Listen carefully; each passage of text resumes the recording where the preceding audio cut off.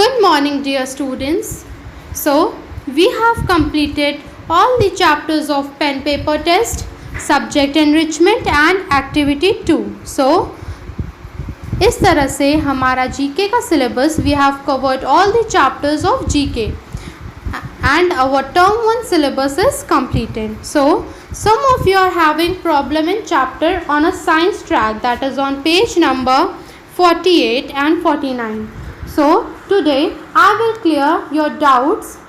Now, let's get started. So, the first question is, what term is used to describe the ability of some chemical compounds to behave both as an acid and as a base? So here it is asking, हम उस term को क्या नाम दे सकते हैं, क्या कह सकते हैं, which is used to describe the ability of some chemical compounds, जिसमें ability है chemical compound को describe करने की, जो acid और base दोनों की तरह behave कर सकता है. So the answer is amphoteric. Next is galena. A sulfide mineral is a major ore of which element? Galena is a sulfide mineral. ये एक sulfide mineral है. ये किस एलिमेंट का, किस ओर का, मेजर ओर का एलिमेंट माना जाता है? ओर जो होता है, ore is a mixed compound जिसमें मिनरल्स भी होते हैं, कुछ गंदगियाँ भी होती हैं, वो सब को मिक्सअप जो होता है उसे हम ओर कहते हैं. तो कह रहा है मेजर ओर है किस एलिमेंट का? Galena. So it's lead. Answer is lead. Next is which is the most abundant gas in the air? Air की मोस्ट अबंडेंट गैस किसे कहा जाता है? एयर में सबसे ज़्यादा अबंडेंट गैस कौन सी है? अबंडेंट को आप इस तरह भी कह सकते हैं कि एयर में सबसे ज़्यादा गैस कौन सी पाई जाती है? So answer is nitrogen. Next is, which unstable gas discovered in 1840 takes its name from the Greek word for eye smell on account of its penetrating odor? So, यहाँ पे पूछ रहा है कौन सी ऐसी गैस है which is unstable, जो unstable है, उसकी डिस्कवरी 1840 में हुई थी और उसे ग्रीक वर्ड आई स्मेल के नाम पर रखा गया था because it has a penetrating odour. उसकी स्मेल बहुत गंदी है. So answer is ozone. Next is, if ligaments connect bones to bones, what connects bones to muscles? पूछ रहा है अगर लिगामेंट्स जो है बोन को बोन से कनेक्ट करते हैं तो बोन को मसल्स से क्या कनेक्ट करता है? So the answer is tendons. Next is, which part of the human body is formed by the mandible and the maxilla? So it's asking कि human body का कौन सा ऐसा part है जो mandible और maxilla से बना हुआ है? So it's jaw. माउथ जो है, माउथ के जो जॉज हैं, वो माउथ जो है हमारा वो mandible और maxilla से बना हुआ है. Mandible is a lower jaw, maxilla is a upper jaw. Mandible is a bone that forms the lower part of the skull and along with maxilla it forms the mouth structure. Next is, what controls the rate of chemical reaction in the human body? So here it is asking, क्या है जो chemical reaction, हमारी body में जो chemical reactions होते हैं उसको control करता है? So the answer is temperature, presence and absence of catalyst का present और absent होना, surface area of the solid reactant. These are some points which controls the rate of chemical reactions in the human body. Next is, which of the element is named after the creator of the periodic table? So इनमें से कौन सा ऐसा element है जिसको periodic table के creator के नाम पर रखा गया था?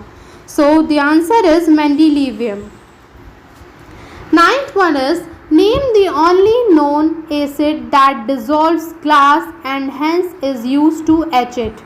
So पूछ रहा है कौन सी ऐसी एसिड है जो ग्लास को डिसॉल्व कर देती है, पिघला देती है, and hence it is used to etch it.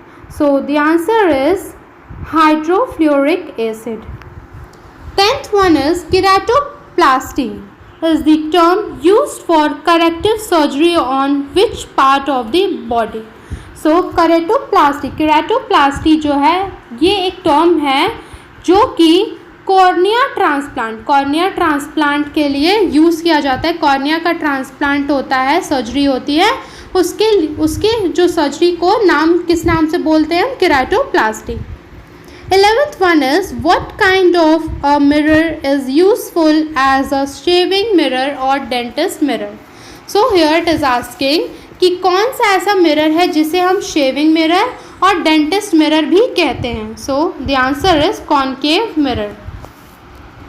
Our hip bones goes into our pelvic bone.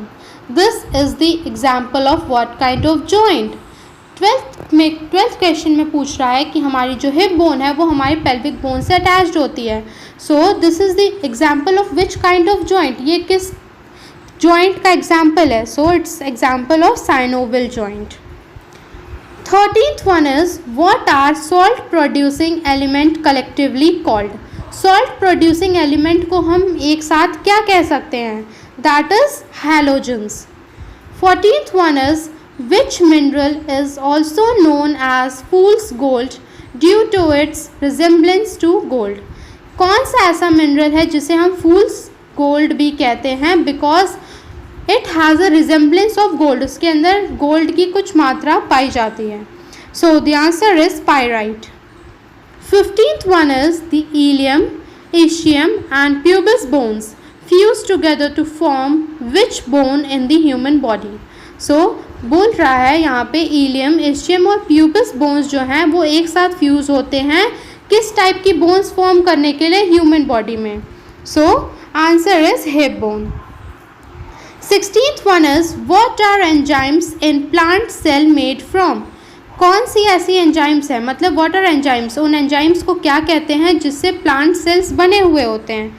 Answer is cellulose, that is harbours enzymes of the xyloglucan, endotransglucosylase, hydrolase, XTH family. 17th one is what term was originally coined by the Paul Ehrlich for treatment of infectious diseases by synthetic chemicals? So here it is asking कि उस term को क्या नाम दिया गया था which is originally coined by Paul Ehrlich, और किस चीज़ की ट्रीटमेंट के लिए? इन्फेक्शियस डिजीज़ की ट्रीटमेंट के लिए bye synthetic chemical. Synthetic chemical के यूज़ करके कौन सी ऐसी इन्फेक्शियस डिजीज़ को ट्रीट किया जाता है? So answer is chemotherapy. Chemotherapy is a term which is originally coined by Paul Ehrlich for the treatment of infectious diseases by the synthetic chemicals. 19th one is where is bile juice stored in human body before flowing into the intestine? So पूछ रहा है bile juice human body में कहाँ store होता है intestine से flow होने के पहले? So the gall bladder stores and concentrates bile from the liver. Now the 19th one is which scientist worked on the expansion of gases and atomic theory and was the first to describe the symptoms of color blindness? So here it is asking कि कौन सा ऐसा scientist था जिन्होंने gases की expansion और atomic theory पे काम किया था और वो पहले ऐसे पर्सन थे जिन्होंने कलर ब्लाइंडनेस के सिम्टम्स को बताया था? So the answer is John Dalton. So students, now this chapter is also over. Thank you. So you have to do this chapter in your classwork copy. First of all, write the question 1 and then its answer.